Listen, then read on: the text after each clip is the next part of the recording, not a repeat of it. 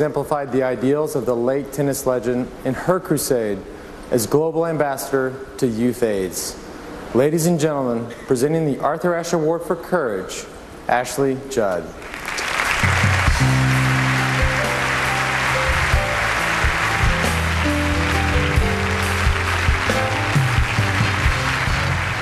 I would like for you to try to imagine with me, if you can, growing up in a country where freedom only exists in your imagination, where all women, daughters, mothers, and grandmothers are forbidden from experience even the most basic of human rights and live in constant debilitating fear for their very lives, where a mother is beheaded for teaching her daughter the criminal thing of reading.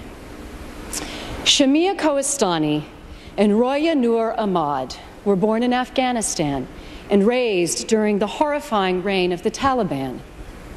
While freedom may have been denied, hope can never be extinguished. So when the chance came for Shamia and Roya to taste a little freedom, they bravely joined other Afghan girls in something totally risky and totally revolutionary. They played, and in doing so, they unwittingly made a global statement. Shamia and Roya risked their lives, proving to the world that there is no weapon more powerful than courage and hope.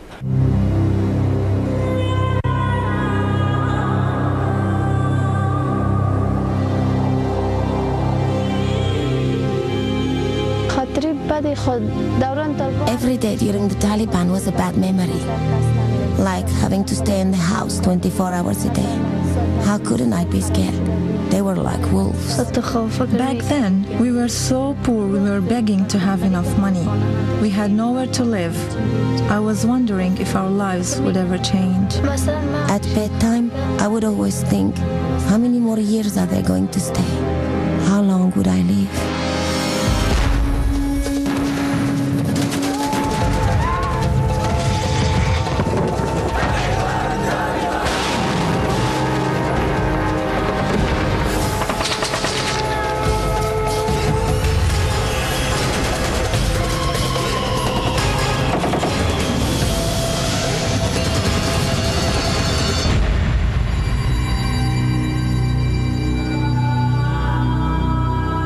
It is a vast and ancient land, harsh, striking, unforgiving.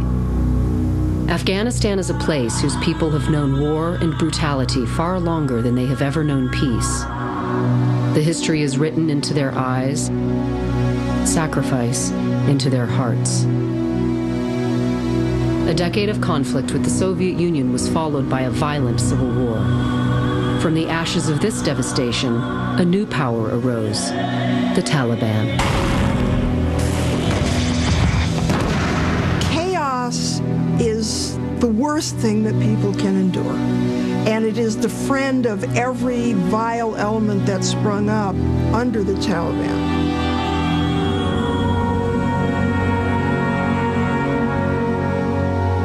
When they took the country over, they issued a long series of edicts. And certainly the most stringent limitations were on women.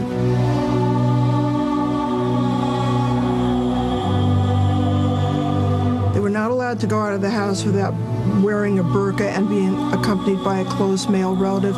Cannot work in any capacity whatsoever. They were not allowed to educate their daughters. That is to say, not just that girls couldn't go to school, they were forbidden to be taught. Even young children were denied the rights to laugh, to play. People were punished for simple things like wearing a more colorful clothes.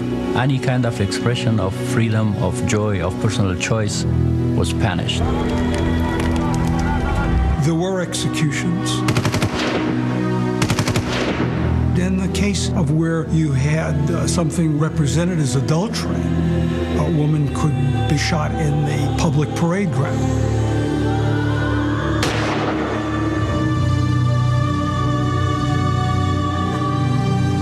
The only rights that women had was to remain silent and unnoticed and uneducated.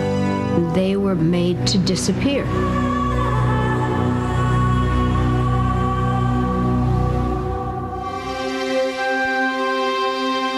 They are a generation of survivors, born into the Taliban regime of cruelty and violence. They now have an opportunity to change their country.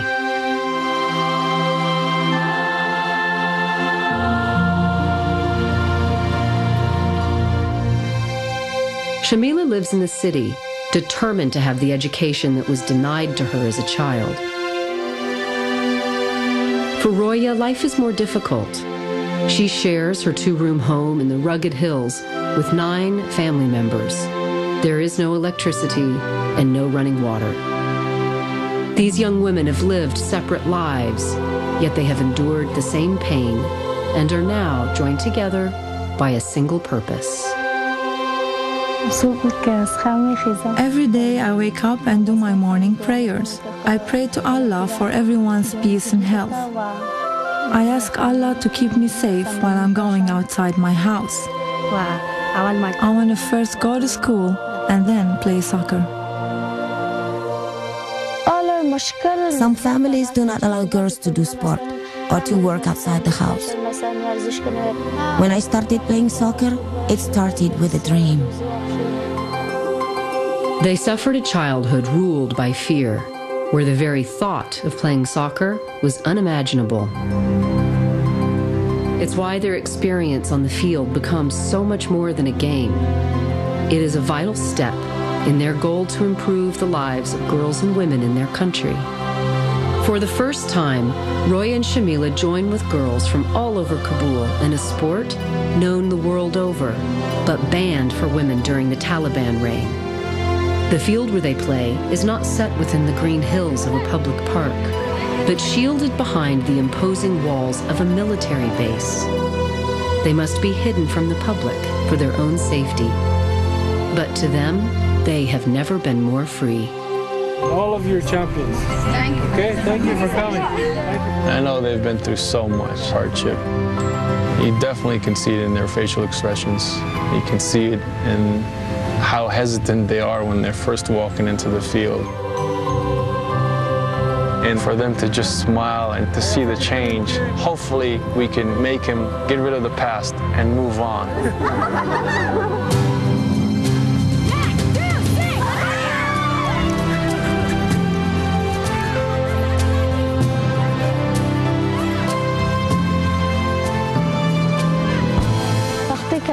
When we leave the house to go play sports, this by itself indicates that we are defending our rights and that it is not only men who can play. It's very courageous and something that I think the whole country can learn from.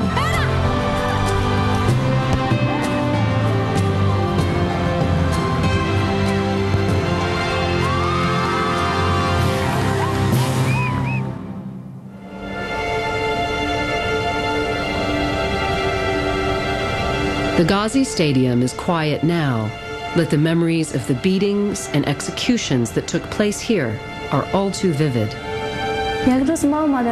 One day they told us there's going to be a soccer game. They shot a woman with a pistol. They killed the poor woman at the Ghazi Stadium. I was going to the bazaar and all of a sudden he whipped me on the back. When my mother tried to save me, she was beaten. This is the world in which Shamila and Roya live. And the Taliban continues to incite fear for all girls and women in Afghanistan. By choosing to play soccer, they take a tremendous risk. By simply playing a game, they are bravely defying decades of brutal repression.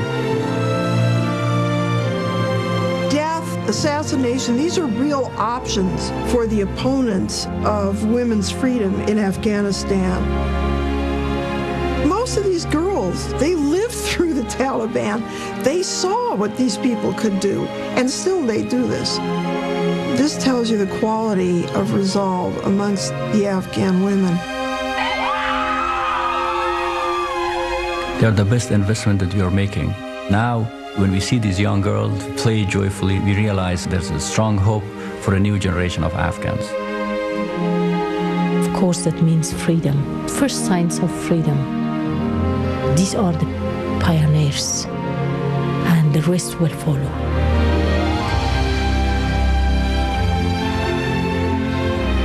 It was inspiring to see that people are able to pick up after 30 years of war. Especially to see girls on the soccer fields being children, I think, was something I couldn't have ever imagined. These are our future leaders, and I know that the country is in good hands.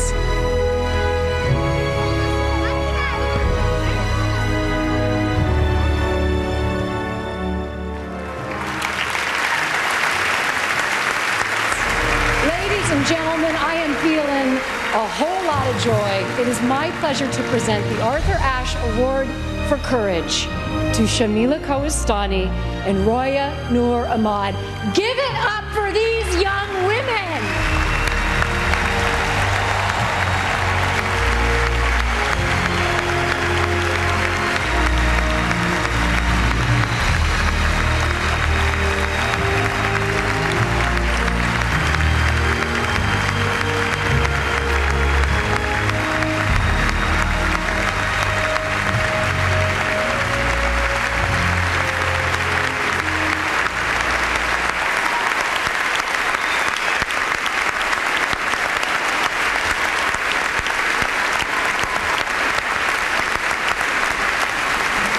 I would like thanks to ESPN and Hawista Hayub for believing in us, our story, and we share this award with our teammates in Afghanistan. Some people in Afghanistan don't want girls to play soccer, but we still fight for the right to play and will continue fight for all the girls in Afghanistan.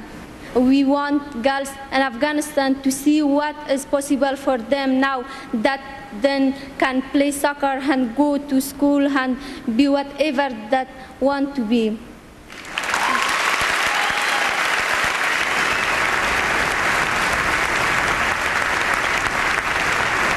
Thank you again, and I hope sharing our life story with you inspire you to help the children of Afghanistan so that they can have a brighter future. Thank you.